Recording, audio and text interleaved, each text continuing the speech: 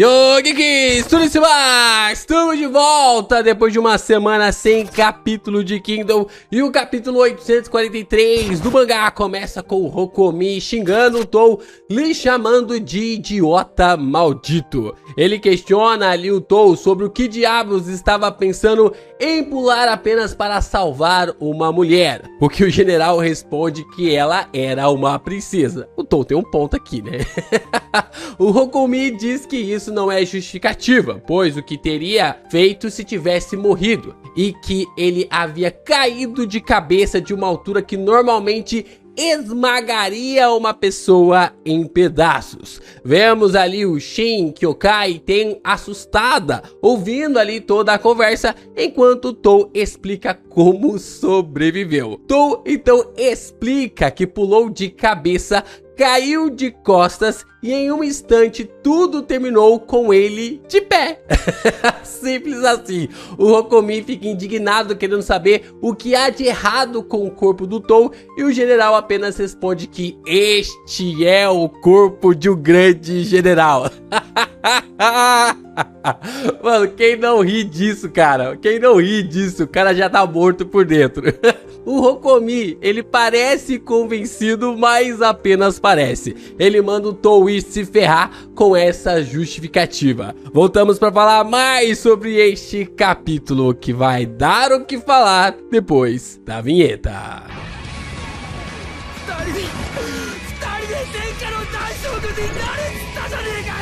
Tentam pergunta o que aconteceu com a princesa depois daquilo, e Tou responde que ela se acalmou e que ela não será mais colocada em situações difíceis. Ten percebe que Shin tem algo a dizer e questiona o que ele quer falar. E o Shin diz que ele meio que pensava que quando o estado era destruído, era necessário o rei e a família real serem executados. Mas, pelo visto, não é desta forma que funciona. Shin começa a falar que não quer dizer que ele queira que eles sejam mortos, mas que ele presumiu que seria desta forma. Rokomi então chama o Shin de idiota e diz que essa é uma transição feita por uma administração temporária. Quando a administração verdadeira vier de Kanyou, aí serão tomadas as verdadeiras atitudes, podendo levar até mesmo à execução da família real, o que o Shin entende que ainda é uma possibilidade. Mas Tou diz que em hipótese alguma deixará isso acontecer, o que o Rokomi fica extremamente irritado, dizendo que sem chances. Naniou e a capital real do país são duas coisas totalmente diferentes. Tou bate o pé e diz que mesmo assim ele não vai permitir tal coisa. Observamos então ali o Ryukoku dizendo que o que fazer com a família real de Han é uma das maiores preocupações e que a corte ali de Kanyou deve estar discutindo isso longamente. Shin questiona que tudo depende mesmo de Kanyou então, e Rokomi responde que sim. Shin questiona Ten quanto ali os demais oficiais de Kanyou vão chegar,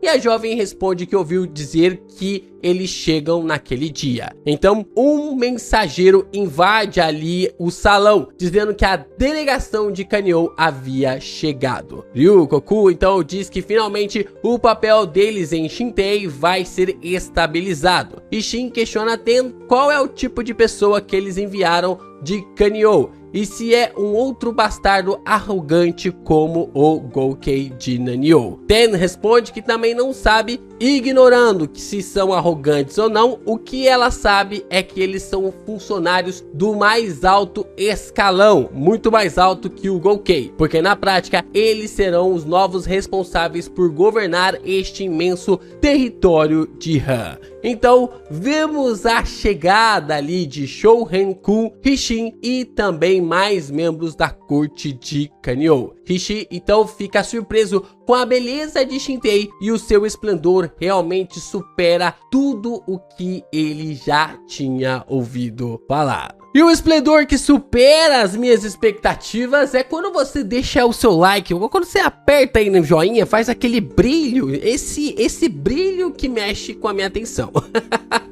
Você deixando o seu like, se inscrevendo, você comentando os nossos conteúdos, isso que faz o meu coração arder ainda mais aqui pra Kindle. E é claro, você também pode se tornar membro aqui do canal, mandar o seu hypar, mandar aí o seu valeu. Continue a fomentar, continue a manter a chama acesa aqui no canal sobre essa obra maravilhosa que a gente tanto ama em trazer aqui no Geek Brasil.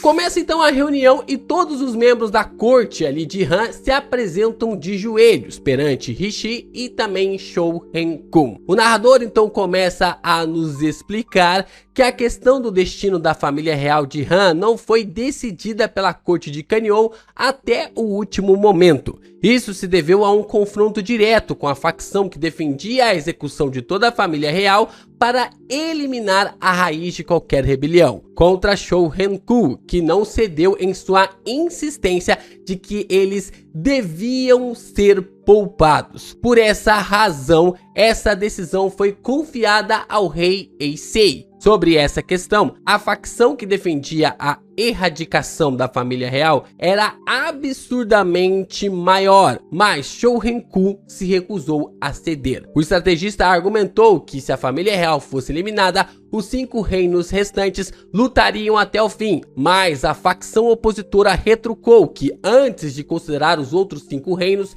era preciso levar em conta a dificuldade de governar um dos 7 estados combatentes como parte de Qin, insistindo que deviam a todo custo evitar o esgotamento de uma rebelião. Shou Henkun então começa a dar as ordens ali do Eisei e ele informa que eles não vão exterminar a linhagem da família real de Han. Todos perderão os seus títulos reais, mas o status como a família nobre vai permanecer, será preservado. Todos os membros da corte começam a chorar sem parar de forma imediata. Nei olha para o Tou e ele sorri para ela, mostrando que estava tudo bem. Shou Henkun então continua dizendo que Eisei visitará pessoalmente Shintei em algum dia, e quando o fizer, ele deseja discutir com todos a construção de um novo estado junto deles. Eles agradecem a clemência e Shin sorri para a decisão sábia do seu amigo. Como a gente já tinha previsto aqui em alguns chama acesa ou até mesmo em algumas análises, isso aqui vai ser um golpe absurdo nas demais regiões, porque claramente se Qin agora entrar em guerra, todas as pessoas, todas as regiões, todas as fortalezas ficarão ali com a pulga atrás da orelha, tipo, é melhor guerrear ou é melhor se render sabendo que Qin não vai exterminar todos os governantes daqui? Então é melhor se entregar, né? É melhor se entregar. Isso já vai começar a levantar grandes questionamentos e passa a nerfar as demais regiões da mesma forma como aconteceu no começo da batalha contra Han. Vemos Rishi ali tomando a frente e decide falar o que ele veio fazer ali. Ele se apresenta como guardião da lei e que é ele quem supervisiona a legislação e a administração de Qin, o que deixa todos intrigados por sua presença. Ele diz que a terra de Han é o estado que deu origem ao grande legalista Kanpishi e, portanto, ele conhece melhor do que qualquer um a grandeza desse gênio. Ambos foram discípulos do mesmo mestre, então Nei reconhece Rishi como o único mestre que seu tio havia reconhecido. Rishi diz que esse mesmo Kanpishi morreu de forma prematura em Qin e falará sobre esse assunto em outra ocasião, porque o ponto agora é outro. Ele diz que mesmo Han tendo um gênio no meio deles, Kanpishi, o país permaneceu sendo confucionista. Rishi então dá um passo à frente e diz para eles que não lhe entendam mal. Afinal, ele não está os culpando por isso, porque tudo isso é coisa do passado. O que ele quer dizer é que a partir de hoje, todo o povo de Han deve viver debaixo ali da mesma lei de Qin, não sobre o confucionismo. Rishi diz que todos devem passar a viver da mesma forma para que possam construir uma nação onde o povo de Qin não governe sobre o povo de Han, mas que todos sejam iguais perante a lei. Nei então fica chocada ao ouvir o termo uma nação de iguais perante a lei. Rishi continua dizendo que para que isso aconteça, para que isso seja alcançado, é necessário a cooperação de todos os funcionários e oficiais civis presentes naquela reunião. Para que o povo de Han e este novo estado não sigam pelo caminho errado, ele pede para que todos emprestem suas forças e assim Rishi se prostra pedindo a ajuda de todos. Todos aceitam ali os termos de Rishi, o que deixa Nei e Shin espantado com o tamanho da cooperação e da forma como se nasceu ali, como essa cooperação nasceu naquela grande sala. No final ali do seu discurso, Rishi se questiona se Kan-Pishi está vendo. Ele está em sua terra natal e agora aquele era o segundo passo em direção à primeira grande nação focada na lei em toda a China. Vemos os resultados ali em Kanyou, enquanto Shou Bun-kun está indo de encontro com Wei Sei.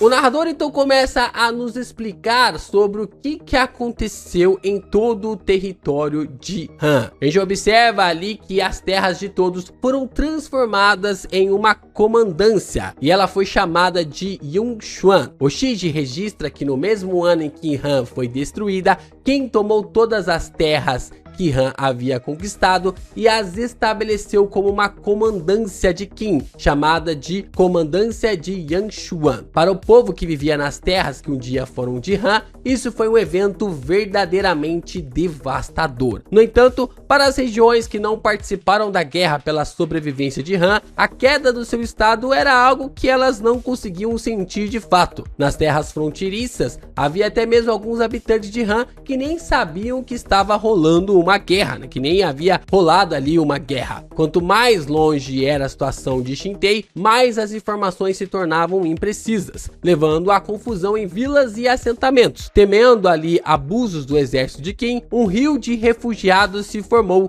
fugindo de suas casas abandonadas. É claro que também houve regiões que mostraram resistência em pequena escala. Contra tais rebeliões, tropas de pacificação formadas ali por oficiais civis e militares enviados ali de Shintei trabalharam incansavelmente para persuadi-los a pararem com as rebeliões. Ex-funcionários civis ali de Han foram integrados a essas tropas para apaziguarem os ânimos. Voltamos para Shintei e vemos uma conversa de Tou com Shou Henkun. Tou diz que estava pensando em ver mesmo o comandante supremo. Shou Henkun elogia ali o Tou por ter conseguido levar muito bem essa campanha até a sua conclusão. E ele, como chanceler e comandante supremo do exército, lhe agradece profundamente. Porém, surpreendendo ali o Shou Henkun, o Tou pede para ele esperar um pouco antes que ele continue ali as suas falas. Tou diz que precisa reunir Rokoumi e Ryukoku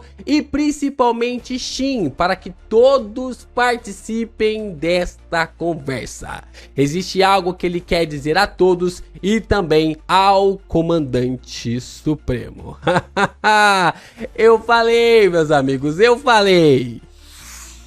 Eu não disse que tinha. Claro que não tá confirmado ainda, né? Vamos nos manter aqui calmos, mas essa conversa tem de tudo para levar o tom da aposentadoria do Tou. O cara vai pendurar finalmente a sua espada e viver ao lado da Nei. Finalmente, Tou vai conseguir se aposentar e mais que merecido, né? O cara realmente é o GOT dessa parada toda. O cara entrou numa única guerra e já conquistou um território. Inacreditável, Tou. Vou lá, conquisto o território, né? Vou lá quieto, conquisto o território, me aposento, caso com a princesa e saio fora, né? Saio. Bom, é claro que é só piadas, né, pra gente ter sobre este capítulo, mas agora é esperar pra ver o que o Tou vai comunicar, se ele vai mesmo ali se aposentar ou não, se ele vai realmente casar com a princesa ou não. A gente que observa uma galera que é contra ali a aposentadoria do Tou, é melhor se preparando, né? É melhor se preparando porque o GOT definitivamente vai esquentar a cadeira de governança ali de Shin'Tei de forma ali por muitos capítulos. Não quer dizer que ele vai largar a espada de forma definitiva, mas tudo leva a crer que ele vá mesmo governar Shin'Tei ao lado da Princesa Nei.